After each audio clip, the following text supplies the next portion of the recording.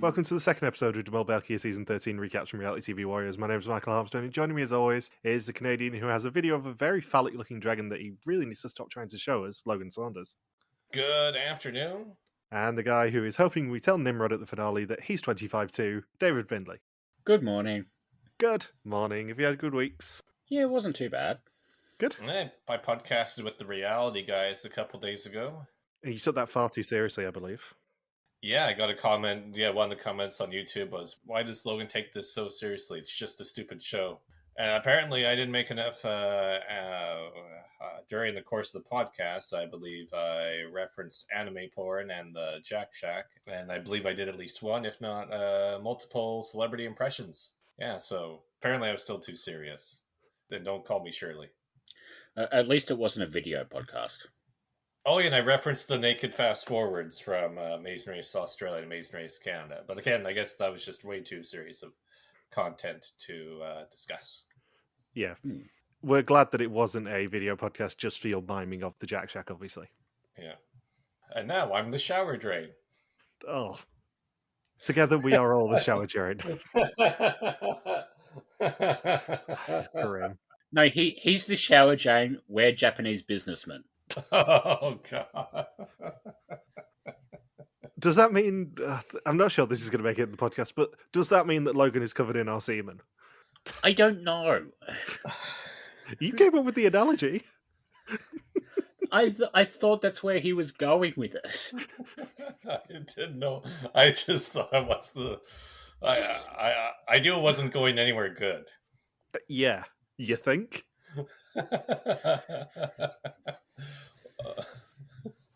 At least they didn't have to mime that in the kickboxing challenge last week. Shower drain, 100 euros, yes.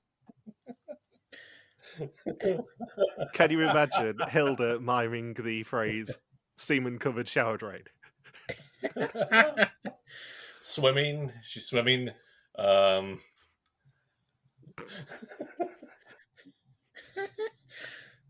It's going to be a fun episode.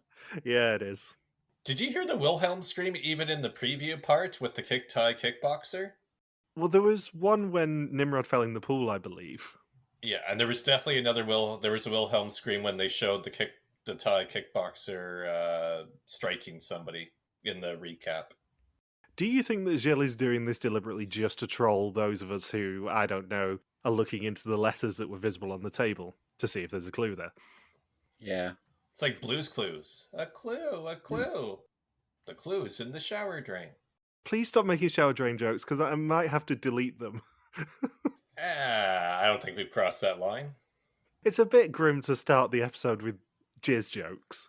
Well, we could only improve from here. Start as you intend to go on, Michael.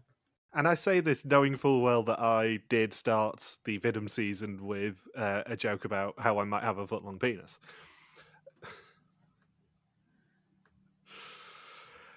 And I genuinely don't know how to get out of that one. My week's been very interesting. Thank you for asking.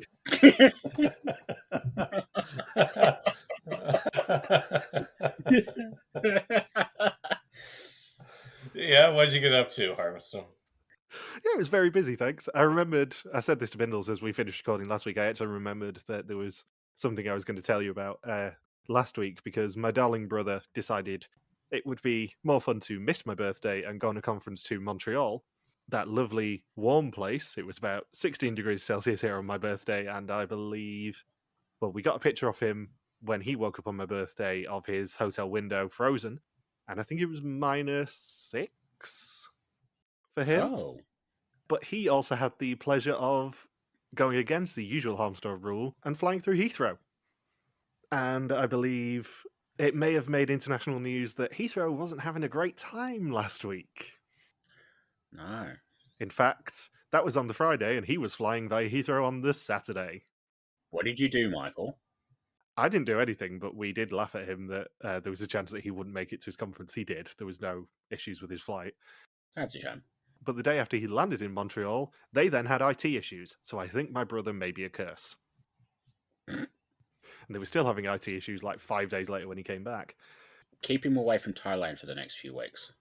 Yeah, that's also very unfortunate. I don't think they actually acknowledged it in the België episode about what had happened in Thailand. But, fun things there, especially given that this episode ends on the Burma Railway. But the other fun element of this is the fact that we then got the week with Van and him being an absolute little delight. And me me certifying myself as his favourite person in the world, which is all that matters.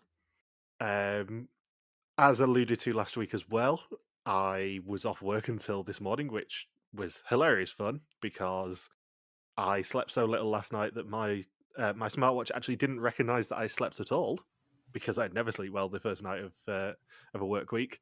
And it's tradition at work that everyone sends an e-card around and it'll be waiting for you when you get back. And I got nothing. So I spent the entire morning making people feel incredibly guilty. You do that anyway.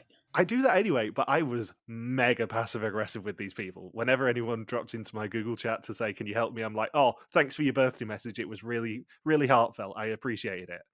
And I genuinely did do that to someone, but I am quite good friends with him, so I can get away with it. He did forget my birthday, though.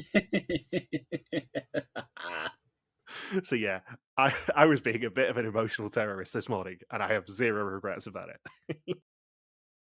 Yeah, so België, this was a fun episode. Yeah. I liked it. Yeah. A lot of fun stuff going on here. Yeah, I've actually just remembered there's one more thing I did need to mention, and that is that a friend of the podcast, Ben, was on BBC One game show The Finish Line yesterday and won with about a tenth of a second to spare. Ooh. I was watching it earlier, and he did very, very well. I've just been chatting with him about it as we were about to start the episode. We're proud of you, Ben. We are. So our Patreon is not a way for us to get on UK game shows, I'm afraid, Saunders. Believe me, if it was that easy, I would have subscribed myself. I was thinking more about the money earned from the UK game show. Could help fund this Patreon. Yeah, the fun element of this is the fact that I was actually the one who alerted Ben to the fact that applications were open, and I have been joking with him that it is in the contract that he does have to give me a cut of his winnings. As soon as you win something, everybody calls.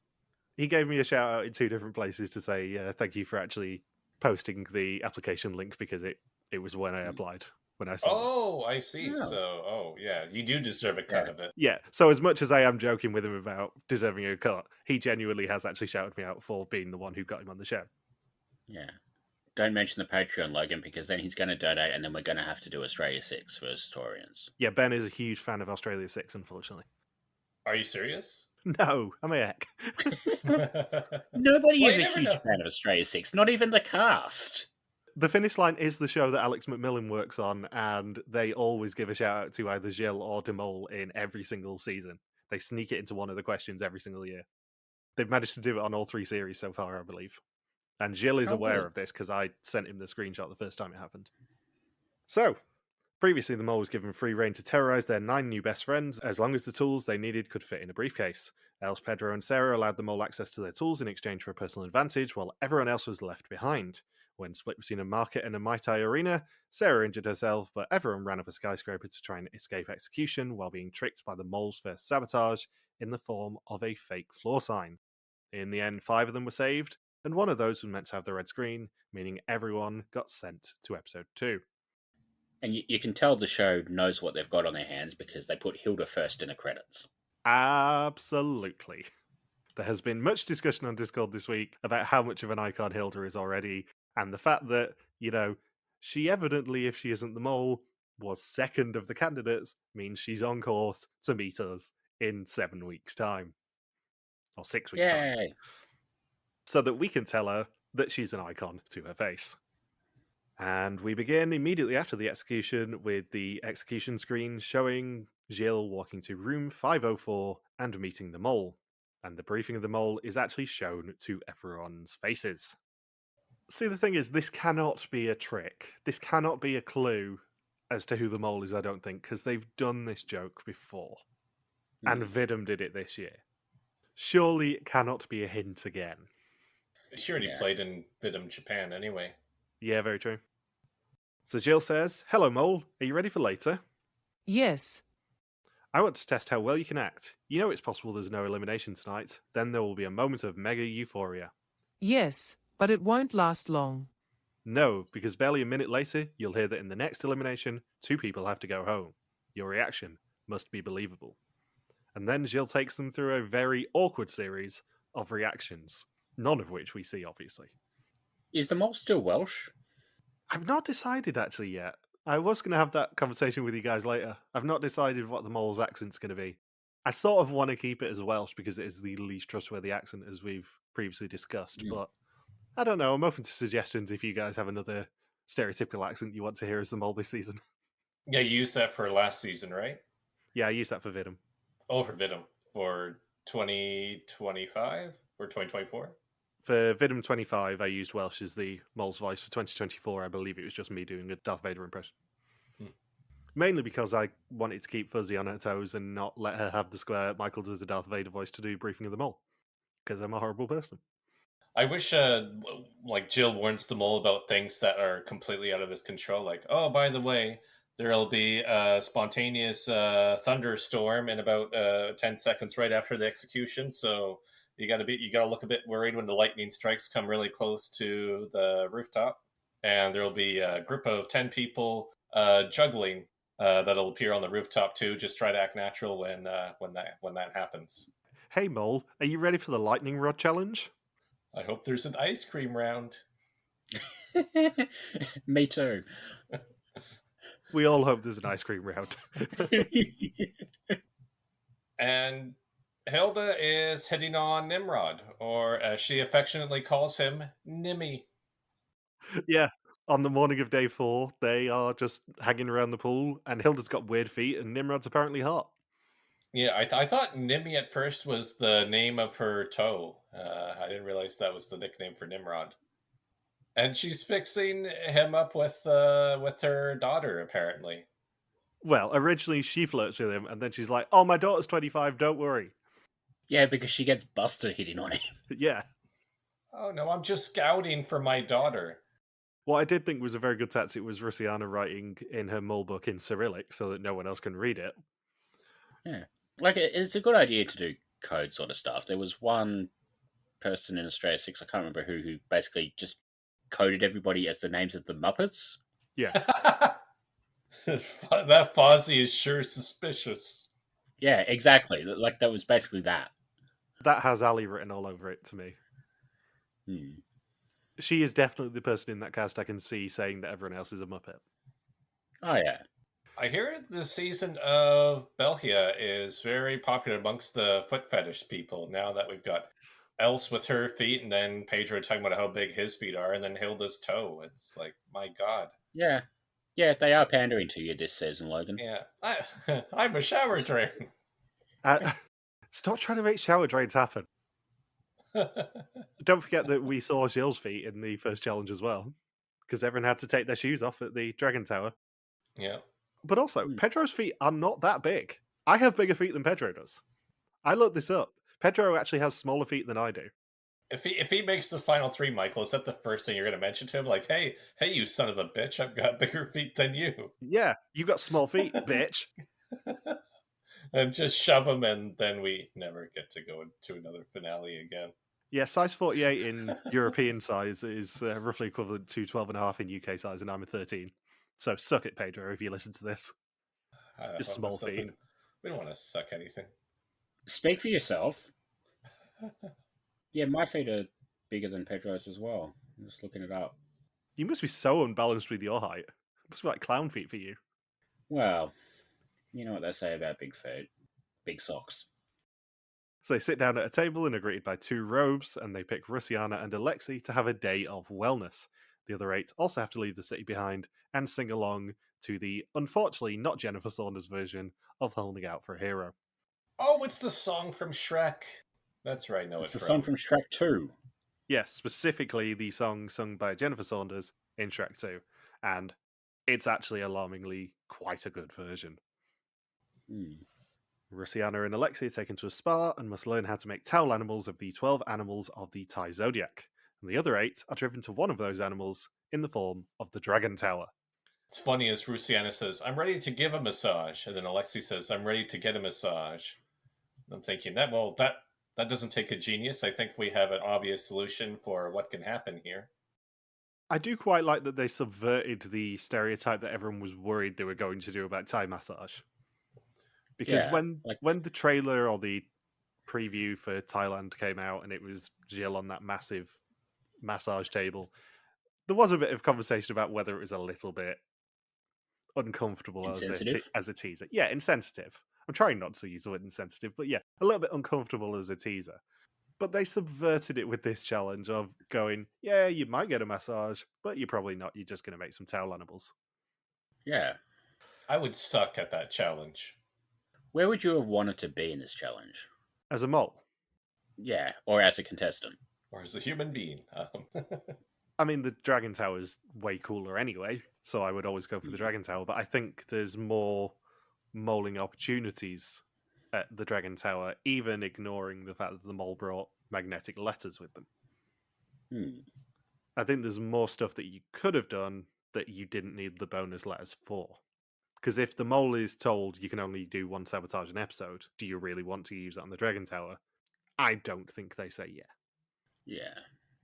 I think probably what is hinted at with the Diary of a Mole, when they say, oh yeah, I brought extra letters, but I didn't end up using them at the Dragon Tower. I think what's hinted at is the mole sabotaged something else in that challenge and didn't need to use the bonus letters. So, today they could earn up to €6,000 at Wat Sampran. In an hour, they will be presented with the animals of the Thai zodiac and must place them on the right pedestal for €500 per animal. They must enter the tower in pairs to get as many pieces of information as possible by solving anagrammed celebrity names who are the animal, and they must match them to the birth year. And Jan and Hilde are the first to enter the tower and solve the first one and get the monkey. And the one for monkey was the only one that I know because he also hosts a show on Play Fear, I believe. You know the funny thing about the Thai zodiac? What's that? There's no dragon in it because they replaced it with the serpent. Yeah, because when I was looking up the Thai zodiac earlier, apparently the elephant can be in the Thai zodiac. In northern Thailand, it's substituted for another one of them. Apparently, yeah. I mean, the dragons are cool though, so I'm not going to fault them for doing the challenge there. Yeah, this is definitely one of those locations where they find out about it from the local fixers. Go, absolutely, we're going to use that. Absolutely, we can do something fun with that. Let's just make it zodiac themed. There we go. Yeah, it's nice to know they went to more effort in convincing people that dragons exist. Unlike fake countries like Scotland, who are, or like, no, there's a monster here, we swear, here's a grainy photo to prove it, and then somehow, like, everybody suddenly believes there's a Loch Ness Monster now. Logan, you strike me as the sort of person who believes in the Loch Ness Monster. I do?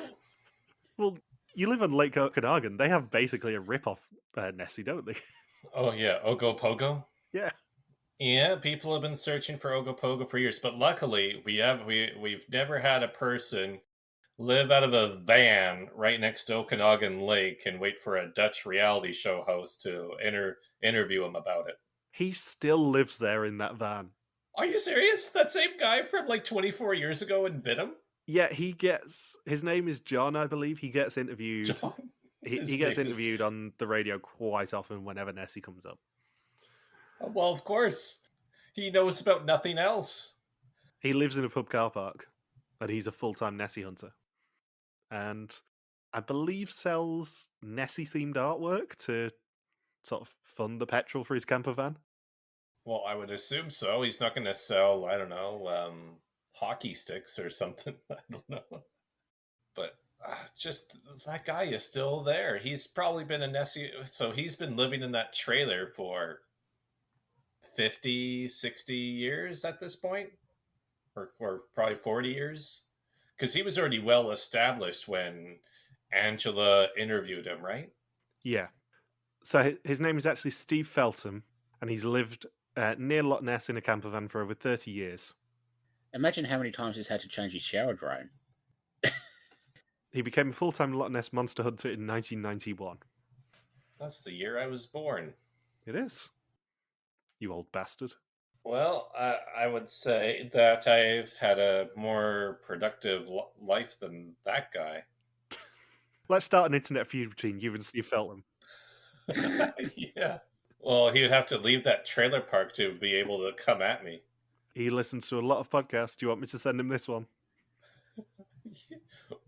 Well, I guess we did talk about Nessie, so there's a non-zero chance that that you'll listen to it. I believe you did describe Steve Feltham as a pussy, was it, before we started recording? You said you could take him in a fight if you ever went to Scotland again, which you're definitely not doing this year. Oh, yeah. Damn it. I don't know. But what if Nessie jumps out the minute he goes away? It's like the tree hugger from Arrested Development. As soon as he get out of the tree gets chopped down. Like, you never know. Like, you've been waiting since 1991 to see Nessie. Like, how stupid are you gonna feel if the day that you try to get away from there is when Nessie jumps out of the water and does a backflip or a pike? What animal are you guys in the zodiac?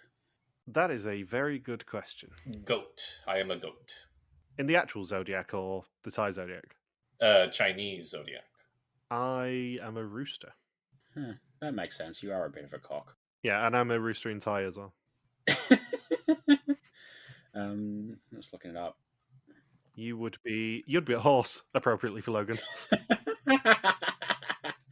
Oh God, I knew I shouldn't have asked this. No, it says goat for.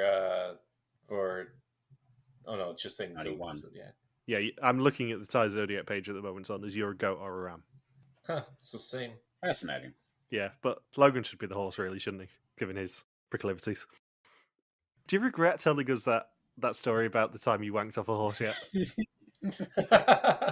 Well, it wasn't me. That was. Oh yeah, sorry. It was a Americans. friend in Washington State. Do you want? I'm not going to look up the news report. I don't want that in my search history. Oh, you've got worse things in your search history. Yeah, turn safe search off and start googling man wanking off a horse. No, it was it was him and his friend having sex with a horse. Oh, I'm so glad you clarified. Yeah, yeah, come on, they're classy people. This episode is so derailed. How did we get from Nessie to Logan wanking off a horse? You mentioned it. That was all you, Harmstone. It's the same way we always get to Logan waking off a horse. It's the same path every week for the past 2 or 3 years. I just have visions of someone stumbling upon our podcast and going, that sounds like a really nice listen. And then within 30 seconds, we're talking about semen-filled shower drains. And then 10 minutes later, talking about one of our co-hosts wanking off a horse. On second thought, I think I'll just stick with Cafe de Mol. Aren't you happy Gilles started listening to this podcast before we did all this? Yeah, I'm gonna get. Well, my aim is that at the finale, Gilles does pull Logan aside and goes, "Do I need to get you some therapy? You're apparently wanking off a horse. I just need to check you're okay. I know it's a lonely existence in Canada, but you don't have to resort to that." I think I'm going to have to message Kimberly about this conversation after this podcast. Oh, she did it as well, did she? Jesus. She was the one who showed everybody the video at that birthday party when we were like 15 or 16. She was the one who looked it up and said, "Hey, everybody." And they were all like, "What the hell, Kim?" Oh, God, someone took a video of it? Yeah, because that's why the two guys did it, was to do it as a video online. And then Kim watches all these crazy things. So at a birthday party when we were in high school, she just starts brings up that video. And it's like, oh my God, that is absolutely one of the most disgusting things I've ever seen. And then she found the news clip from the Washington, their CBS News affiliate, where the guy says, "Yeah, this guy died from having sex with a horse." This is what counts for entertainment at Canadian birthday parties, evidently. No, that's not Kim. That is only Kim events. Hey guys, happy birthday, eh? Do you want to see me have sex with a horse?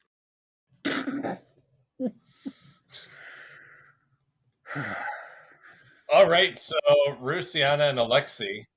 Rusiana and Alexei have a special TV to watch how to fold the towel animals on, but that is controlled by a big controller that requires whipping, going back to Logan having sex with the horse.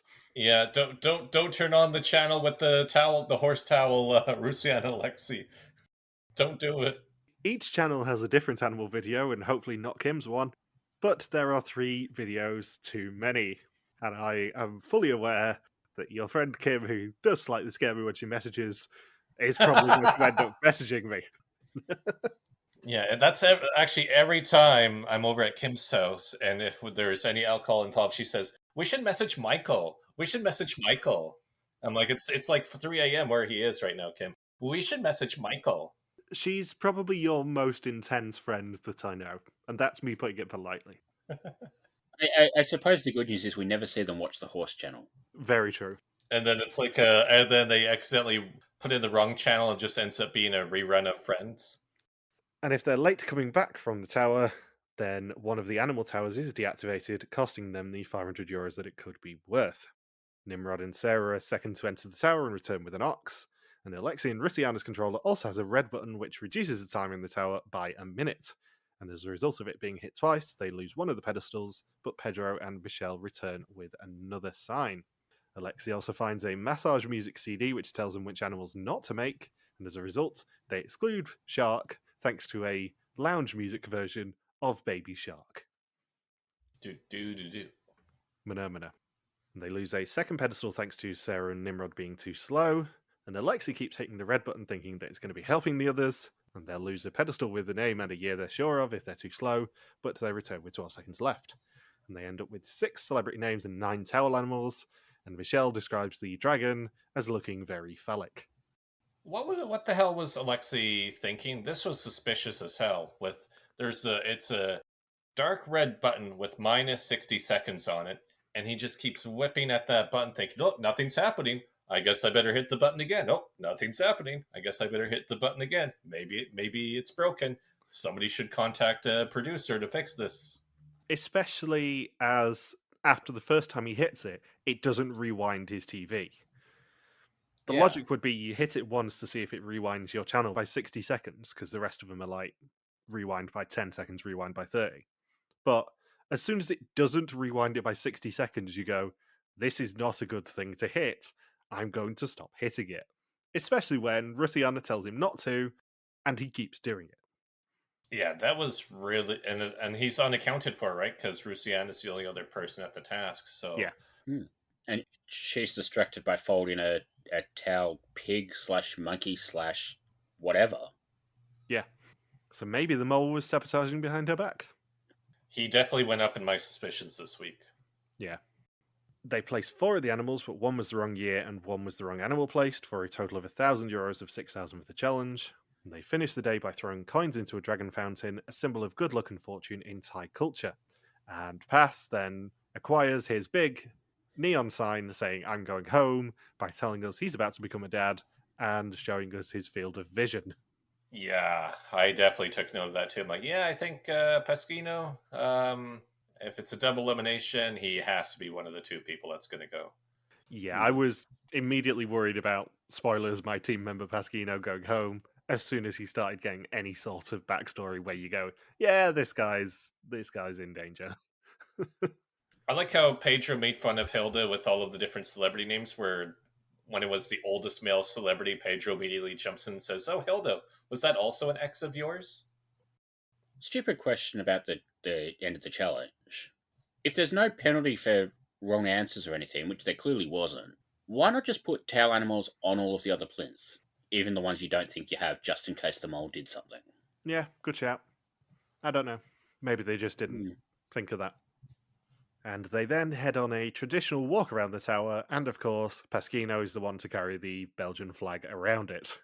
Like it was the parade of nations at the Olympics. Yeah. Again, big neon sign saying Pass is going home. We're giving him some content. I mean, if this was Vidum, they probably would have stuck an old mole there. Yeah, an old mole would be the one waving the Dutch flag. Oh, you mean not have Pasquino like physically carry an old mole on his shoulder? Give him a fireman's lift. And we get the first proper diary of the mole, and the mole says, A good day today, just €1,000 of 6,000 earned. I'm happy with that, but I didn't use the mole case. The plan was to get into the Dragon Tower and mess up the anagrams. It was too risky, so I changed plans. Can we briefly talk about how there was a peacock towel animal that was made? there was, yes. The obvious logic for that would be the Thai zodiac animals would probably have almost entire overlap with the Chinese zodiac animals. Like, you have to rule out the peacock. Come on. Yeah, I mean, the shark is the obvious one that it's definitely not going to be. Peacock probably wouldn't be unless it's the Indian subcontinent, I would say. Hmm. Would you two have caught on that the swan and lion hints? Well, I got Baby Shark. I think the version of Swan Lake was a lot more subtle than it normally is. I wouldn't have got the lion, obviously, because it was a Dutch language song. Yeah, it doesn't help that Rusiana was born and raised in Bulgaria. So I was thinking, yeah, she's not really suspicious here for not knowing that because she's probably never heard that song before, Yeah. given that she was mostly lived in Bulgaria. You're not going to listen to Dutch children's songs as an adult.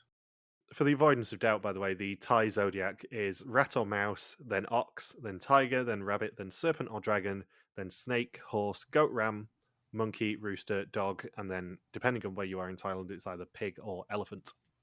Huh. So serpent or dragon is actually in there. Fun fact.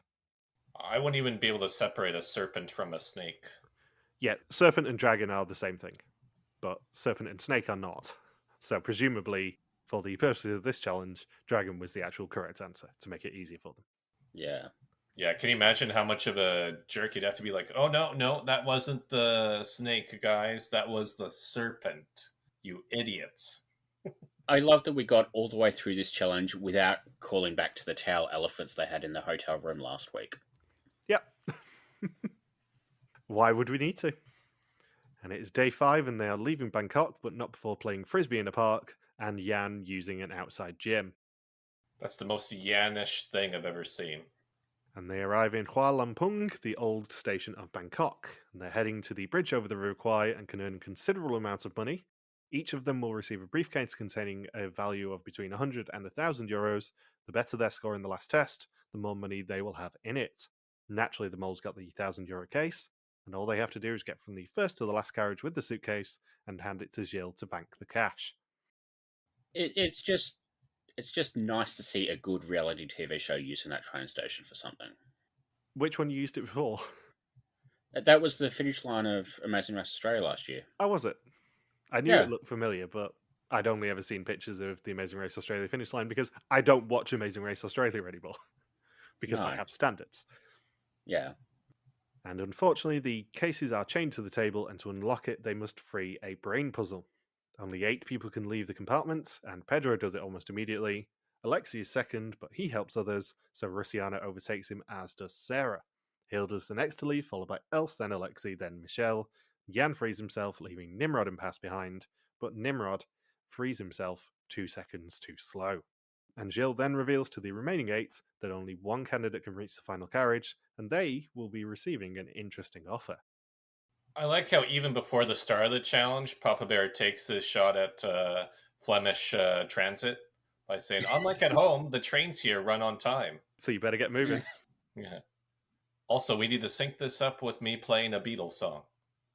And in the second carriage, they're split into 2 teams of 4, and whichever group can name the most countries whose Dutch name ends in land will move on. And it's Hilde, Pedro, Rusiana, and Sarah versus Jan, Michelle, Alexi, and Else. The first bid is 7, then 9, and then 11, and that bid is called. If they succeed, they'll bank 1,000 euros and move on. If it is not, then the other team will move on and they'll bank no money. They get stuck on England, Scotland, and Lapland, but reach 10 before Sarah gets the clutch final choice of Thailand and banks them the 1,000 euros and eliminates the other 4, but not their briefcases. That's hilarious that Thailand was their last one. They're like, oh, we're in Thailand for this challenge. What country ends in land? What country ends in land? Oh, how about the place where we are right this second?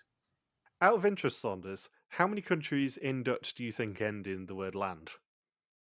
In Dutch? Yeah. Maybe like 23? The correct answer is 11. They actually named Oh, so every they got single all- one of those countries. Oh, really? Yeah. That is a crazy bid. So if somebody had bid 12, they would have been guaranteed to lose. Yeah, because apparently there are only 11.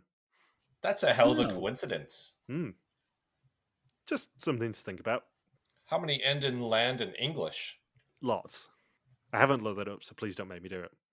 I bid 15. Okay. You can do 15 then, Saunders. Does We're co- Holland? No. That's like England and Scotland. They're not real countries. Netherland? Let's see. We have Finland, Iceland, Switzerland, New Zealand, Ireland, Thailand. If you go by the previous name, you have Swaziland. We do not. Do not. Yeah. Maybe there aren't that many that end in land. Yeah, you said 15. You could only actually do 8. Oh, really? There's just 8 in English? Yeah, it's Thailand, Poland, Poland, Switzerland, yeah. Finland, Ireland, Iceland, Greenland, New Zealand. Wonder what the Dutch name for Poland is. Let's see. Oh, just Poland, not Poland. Yeah, that makes sense. It's the same as German. So the remaining 4, Hilde, Pedro, Rusiana, and Sarah, now divide into pairs. And the pair who carries the most glasses from one side of the carriage to the other wins, but unfortunately, they're in a special costume to act as Siamese twin waiters. They both get 1 attempt to carry, and they will gain €500 for the pot if they get to the other side, less €100 for every broken glass that they smash. And they both obviously strike out. It took me that half a beat before I figured out what the pun was. Yeah. I didn't realize it until Gilles said it, and then I'm like, oh, of course, this fucking show. But I did laugh noticing that, like, even the epaulets were coasters on the Oh, on the yeah. outfits. Yeah, everything was coaster. Yeah. Hilda's pose towards the end was absolutely ridiculous, the way she was walking by the end of that task. So here's the thing. Fuzzy did post in the episode chat, before I'd even watched the episode, will Michael make Hilda the banner again this week? I wonder. The correct answer is, of course I will. Hilda is amazing and gives great reactions. The banner this week is Hilda running up the Dragon Tower because her run made me laugh. Very close second was Hilda trying to balance any coasters, because again, that made me laugh. At least it's not Hilda's foot. Very true. That's going to give me nightmares. I couldn't subject anyone to Hilda's foot, despite the temptation. Which one's not like the others? That's the whole point of the show, Logan. So Rusiana and Hilda, with their score of 24 glasses, win and move on to the final round. They must decide between themselves who moves on, and whoever makes it to the end will be given the option to look inside their briefcase, but if they do, all the suitcase money that they're individually carrying will disappear. Hilda was so extreme with her begging that she stopped short of physically getting onto her knees and like holding on to the heels of Rusiana's shoes. Well, Hilda is goodness itself. Please let me into that final carriage, Rusiana. If Hilda was any worse of an overactor, she would have been cast on the Traitors. If Hilda was any worse of an overactor, she would have been cast as not just the mole, but the mole on Netmole. Sorry, that slight on Netmole does mean I need to put a pound in the swear jar, doesn't it? I forgot about that. Yeah, I'm sorry. Fuck. Honk. How confident are you that you're going to have to put more money in the swear jar on a scale from 0 to 100, Michael? Over 9,000, appropriately. And then in the final episode, you just have to compete in a challenge against the swear jar. Of course. The mole subreddit is so dumb.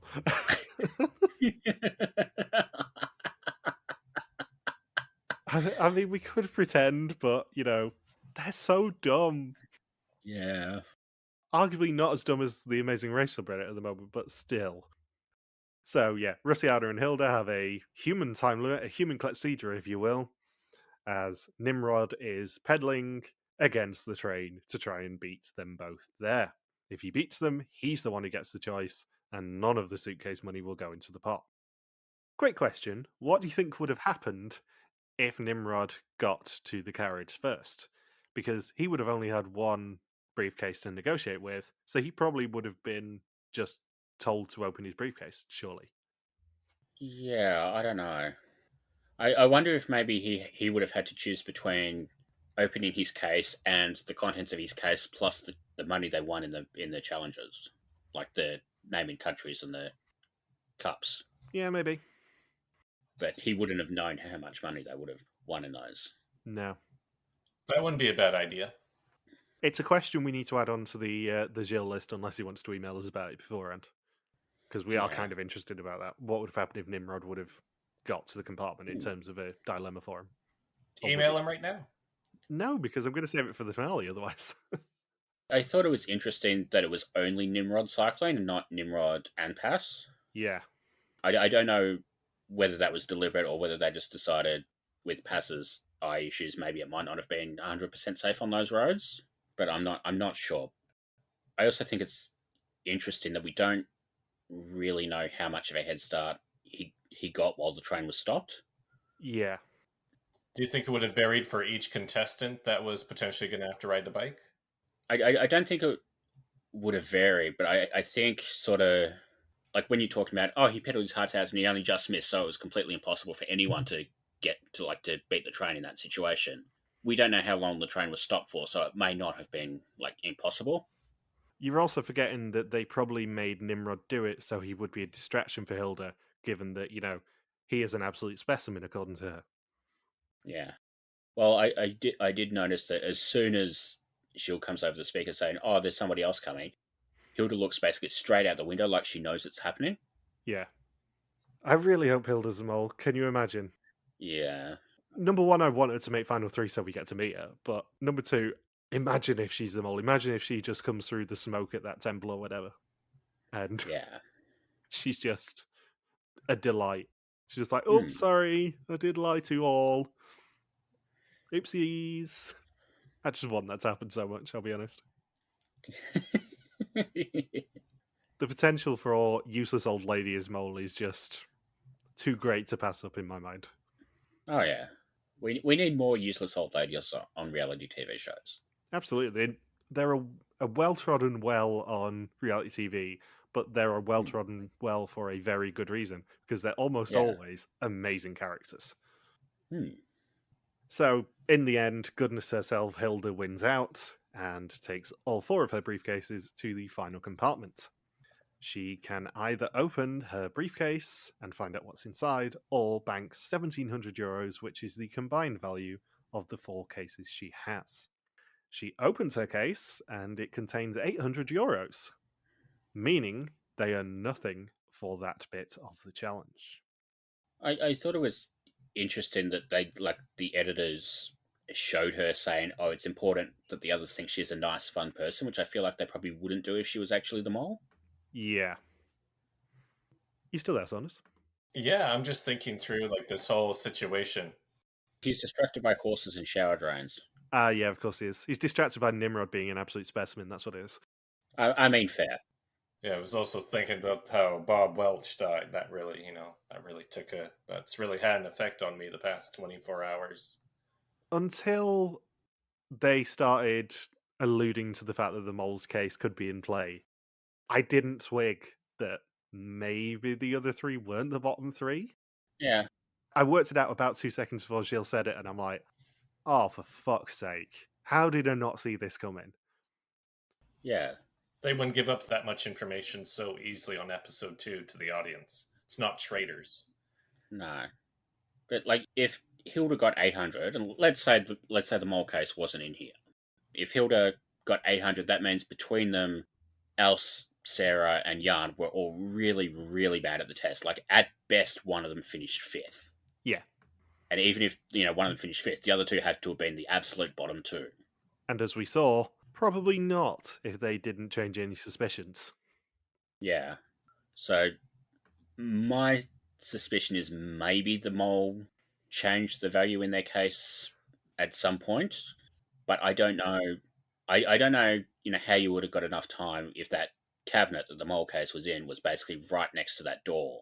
Well, there's been much discussion over the past couple of days about how the mole would have swapped a value out and how they didn't have enough time.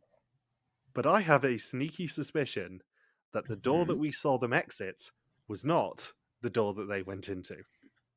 Oh. I think there might have been another carriage Ah. and a holding area of some description, because they came out of that door incredibly regularly. They did not go into that door very regularly at all. So I think there was probably an element of we're sequestering all 8 of them and the mole sabotages then. Yeah, that makes sense. There was definitely some sort of holding room because we only see one team at a time in the Siamese twin outfit. Yeah. And, we never see the two teams at the table in the same time as well in the country game. Yeah, it's the one thing that I think everyone has been overlooking in all of this discussion about how the mole managed to do it, is I don't think that carriage that we saw was directly next to the first one. I think there was probably one in between and some sort of, maybe it was the sleeper cabin or something, and they put them all into holding cabins or something like that. I don't know for certain because I've not done any research on this, but that would be my gut instinct on how the mole managed to swap their case value. Yeah. Have you done a sleeper train? I have. I did a sleeper train to meet Logan Saunders, as it happens. Oh. I did a train through the Rockies. Huh. And the train was not on time. The train was not on time by any stretch of the imagination. It left Jasper about 2.5 hours later than it should have done. I think we were only about an hour late getting in to you, Saunders, but... Did it divert via Belgium? No, it stayed for an awfully long time in the notorious British Columbian shithole that is Kamloops. Oh. Jet and Dave sympathize. Yeah. It could be worse. Like, I went from Melbourne to Sydney to Brisbane by train last year. Yeah. And the Melbourne to Sydney one was a little bit slow. Like, it was maybe an hour and a half late getting in. But the Sydney to Brisbane one basically stopped for like 4 hours for no reason. So, like, even it was supposed to be, I think, 15 hours on the train. It ended up being like closer to 20. Disgusting. Yeah, and like my body was not prepared for 20 hours in a train seat, I think would be the polite way of putting it. Yeah. Did I tell you about my sleeper train experience in Vietnam? I don't believe you did. Did they play like shitty pop music to wake you up? No, that'd be a Filipino sleeper bus, I think. Yeah, you were in the karaoke compartment, weren't you, Saunders? For the Filipino bus, yes. I've done that bus multiple times where they just play karaoke music at the front of the bus. But in Vietnam, it was when I was leaving Hanoi to go to Hue. And it just so happened that in my compartment, because there were two bunk beds, but there was only 2 of us in the compartment at the beginning of the train, and the guy who was in the compartment with me just happened to be a guy I had met on the bus the day before in Ninh Bình. Oh, fun. But he was ignoring me for like the whole bus ride because he was going through a breakup over text, but he didn't want to talk to me about it. So he didn't even recognize me from the bus first. Because I said, "Oh, I think I met you yesterday." He's like, "No, you didn't, because I don't recognize you." And then I said his name. He's like, "Okay, I guess we did meet on the bus then." And then he told me about his breakup story. And then on the train, he fell asleep at first, and I was awake. And then he woke up, and I fell asleep. And I guess while I was asleep, there was a Vietnamese woman who boarded the train, and so then she got into the bunk bed above mine. And then the guy who was with me, Eddie, he got nervous. So then he stayed awake to make sure she wasn't going to take anything, 'cause she was acting a bit weird. And then about an hour before she got off the train, she like stepped down the ladder and just sat on the edge of my bed while I was sleeping. And it's not like there'd be any space. We're talking like a few centimeters between where she was sitting and my leg, apparently. So then he was like wide awake the whole time saying, "This is strange." And then eventually she just exited the train without incident. And then eventually I woke up about an hour or so before our train got into Hue. And then he told me all about it before I woke up. He's like, "Yeah, I wasn't able to sleep because, there was a woman who was just sitting on the edge of your bed for like over an hour while you were asleep." Are you sure that she didn't do what I did and took a video of you sleeping? No, Eddie said she did not take a video of me sleeping. I love joking about that because you don't actually know whether I'm being genuinely serious or not. So, when the group reunites, Gilles makes Hilde tell the group what she's done, and that means that they earned €1,000 of 5,400 for the challenge, €2,000 of 11,400 for the episode, and €7,750 of 28,400 for the season so far. And of course, we, as we've alluded to, saw that the Mol briefcase was left between the first and second carriage, meaning that their value could have been swapped. I think the Mol probably had a decent amount of time to swap the briefcase, to be honest. I presume in the finale or in the reunion we'll see how the Mol did it, but my suspicion is bonus compartment, they were probably sequestered of some description. So, it is now time for the test. 20 questions about the identity and actions of the Mol. Whoever knows least goes home, except for the Mol who can never go home. I got a big laugh out of first Gilles telling Hilde to rejoin the group and Nimrod immediately realising what's happened. Yeah. And then Gilles just dumping her in it and making her tell the group. Well, he did this last week as well. He made them fess up to the rest of the group when they took the personal advantage, if you remember. So this must just be Gilles' thing this season of, I'm going to give you these offers, but I am going to make you tell each other when you backstab each other. Yeah, he's really embracing the disappointed father bit way too quickly. Yeah. Like, all right, or like the disappointed teacher. All right, tell the rest of the class why we all have to have class detention today. What'd you do? Go on. Sorry, Go. sir.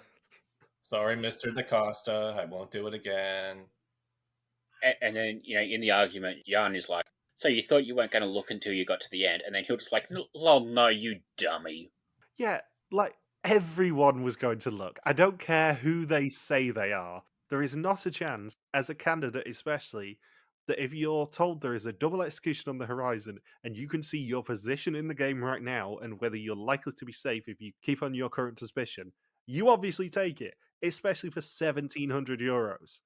In a show like this where they don't restrict them to no more than €10,000 in an entire season, you take the €1,700 gamble here. Yeah, of course, there's no way anybody was going to believe that there is going to be a guarantee that they won't just look. Of course, that guarantee would be void in Tennessee. Yeah, like, I don't care who they say they are. Even the most faithful of faithfuls would have opened their case here, I would say. So, Pedro's suspect list now includes Jan.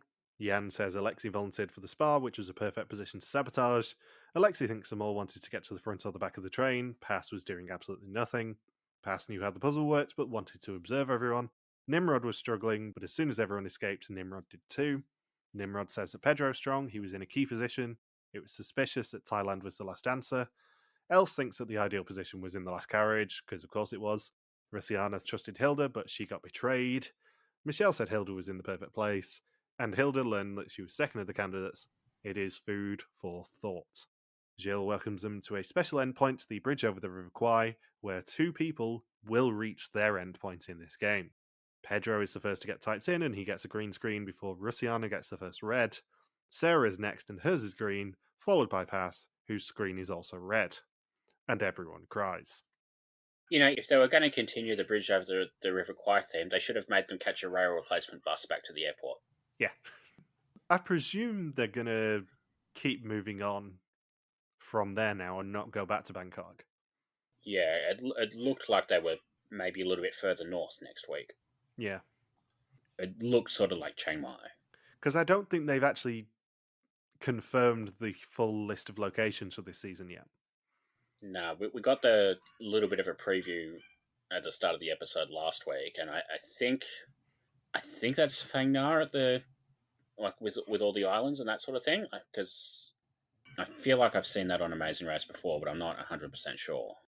I can't imagine that they'll avoid doing Phuket. No. But yeah, other than that, I don't really have any huge suspicions as to where they're going, which is really interesting. I mean, it's not like Arizona where you could basically be like, okay, well, they're not going to do Phoenix, so what other cities are left? And then it turns out, well, yes, they are going to spend half the season in Sedona and half the season in wherever they started. But yeah, interesting that the two people who got green screens at the first execution went up here. It means that someone's changed their suspicions who was in that group of 5. Yeah. Because it could very well have been that one of those two was in the bottom two last week, and that obviously we just didn't know about it. Yeah, they could have had like the 7th and 8th highest scores on the quiz. Hmm. And then whoever was supposed to be executed, their spidey sense was tingling and switched out suspects. Well, I think if you're in that group of 5 and you're not the mole, you at least think twice about your suspicions. Yeah. Just in case you are that person who got a red screen. Because you could have potentially had a 1 in 4 shot of being that person if the mole was on that side. Hmm. And Rusiana blew it if she had a chance to look inside a briefcase, but she caved in to crying Hilde. I mean, haven't we all? That's true. The other thing is, I think if I ran the numbers on it, I suspect that Rusiana probably had higher value suitcases than Hilde did. Hilde's other 3 were only worth €900. I would hazard a guess that probably Rusiana had at least a fair bit more than that, probably at least 1,200, without having run the numbers. Yeah.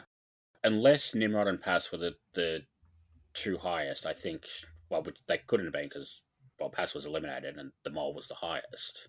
Yeah. I think they probably had, significantly higher than what Hilde had. Yeah, I would say so. Jan has maybe the most disturbing thoughts about another contestant I think I've seen after an execution. It goes back to what we were saying about him last week. He just puts his foot in his mouth every single time. Yeah, his exact words, "We slept together for 4 nights. I was the father, he was the son." Ugh. It's like, Jan, I think this is why we're not going to give you much airtime. And then Michelle just has a completely over-the-top reaction to Pasquino getting executed. That can't be. He's gone. They had the 2 hardest names to remember. That was her others. Yeah. Yeah, I was in a container with them. I couldn't remember their names, and now they're gone. It's a good thing I didn't. That's why I didn't guess them on the quiz, because I just genuinely couldn't remember what their names were. Yeah, it's interesting that they sort of highlighted they were both in that container together, considering what happened last year with basically the final 5 being Mikhail and then the 4 people who were in Senna's group. Yeah. It helps people a lot on suspect list from last week, because if you think the suspect list question last week was which container was the mole in, they've got a significantly higher chance of getting it right as long as they didn't pick the one that never escaped there now. Yeah. So, next time, Hilde runs, they tune into Radio Mole, Jan goes bowling, there are elephants, Pass Fragen are offered, and there is a wake-up call for the execution. On the pool, our pool has now been drawn. As you may have seen on social media, Bindles drafted Pedro, Nimrod, and Else. Logan drafted Sarah, Rusiana, and Alexi, and I drafted Michelle, Hilde, and Pasquino, leaving Jan left over. With Rusiana going home first, under the rules of the pool, Logan then inherits Jan, and Pasquino going home leaves me just down to 2. Good start for Bindles. Yep. I'm very happy with my team. You were delighted when you got your team sent through last week, weren't you? Yeah. Mainly because you just get to have your name associated with pictures of Pedro and Nimrod for the rest of the season. Uh-huh. On First Suspicions, thank you to everyone who submitted one. It's been a lot of fun reading through them. The order ended up being Else in first place on 2.68, followed by Michelle on 3, Pedro on 4.68, Sarah on 4.86, Alexi on 5.5, Nimrod on 5.91, Hilde on 5.95, Pasquino on 6.73, Rusiana on 7.82, and Jan on 7.86. Bindles' average team ended up being 4.42, mine was 5.23, and Logan's on 6.06. After Pasquino and Rusiana went home, that now leaves Bindles on 4.42, me on 4.48, and Logan on 6.08. 7 people, Fly 101, Seju, Febra, Mateus, David V, Stacey, and Sandra all had Rusiana in last, while 2 people, Tim and Bindles, had Pasquino in last. 2 people, Fly 101 and Sandra, had them as the bottom 2, so they begin the season as joint leaders, while bringing up the rear is Alice on a score of 47, only 1 point below Logan Saunders. And don't forget, you can submit to your Bothers Bar suspect list each week at suspectlist@rtvwarriors.com or at the link in our bio. This week's bonus question is, in which compartment was the mole eliminated in the train game? For the avoidance of doubt, Nimrod, counts as the first compartment and not the last one. And the Flemish suspects last week were Else on 28%, Michelle on 20%, Pedro on 19%, Hilde and Sarah on 8%, Nimrod on 6%, Alexi, Jan, and Pasquino on 3%, and Rusiana on 2%. Final few questions. Who do we suspect and who's going home? It's my suspect list from top to bottom. Michelle, Sarah, Alexi, Nimrod, then I had Rusiana, then Pedro, then I had Pasquino, then Hilde, then Else, then Jan, and I think Jan is going home.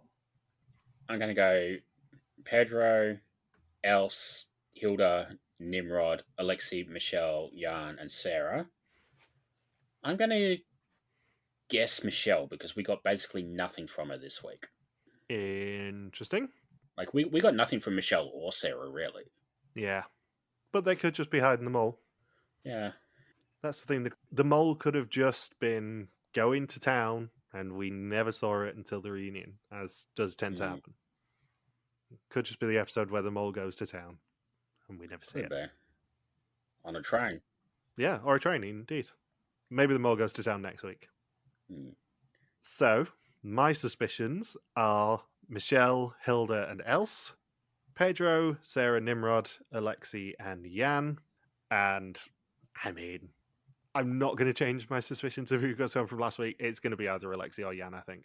Yeah. There are a lot more people than I think suspecting Alexi right now. Alexi has, like, really early boot written all over him for me, and everyone seems to be going, oh, Alexi's really suspicious this week. And I'm like, no, he's a young kid going, oh, I'm going to get to whip stuff with towels. Let's see what this does. Let's see what this does. Yeah. Which would be the perfect cover. It would. And arguably, they do tend to pick moles who are a lot more Alexi's age than, say, Hilda's. But I'm willing to put my neck on the line at the moment and say, yeah, Hilda's probably a bit more suspicious to me than Alexi is. Yeah. It's only by virtue of the fact that Jan's still in the game that he's not my bottom suspect. And Nimrod kind of has to be low on the list thanks to the fact that the past went home suspecting him, as we see. Anything else you want to say? No, I'm good. I thought I was going to say something and then I forgot about it, so no. Yeah. Actually, I told you he couldn't have put that sign on there. Yeah, good point. You were right. Yeah. Oh, that is right. I forgot about it. I just remembered that from last week. Yeah. Anyway, Logan's got an urgent appointment with some more horse videos, so we better go. Yeah, let's wrap this up, ladies and gentlemen. Just like Rusiana and Pasquino, they gone, and so are we. Thank you for listening to our Mol België Season 13 recap. We'll be back next week to continue the hunt for the new small in Thailand. Don't forget you can contact us on pretty much every social media platform that isn't TikTok, where we are RTV Warriors. Like an emails and contact us at rtvwarriors.com. You can also support us on Patreon at patreon.com/rtvwarriors. If you're listening as the episodes are coming out, then don't forget to submit your suspect list. And thank you to the legion of subtitlers. We will see you next week. Peace out and just chill till the next flavoring. Logan, cancel your subscription to Hilda's Only Phalanges.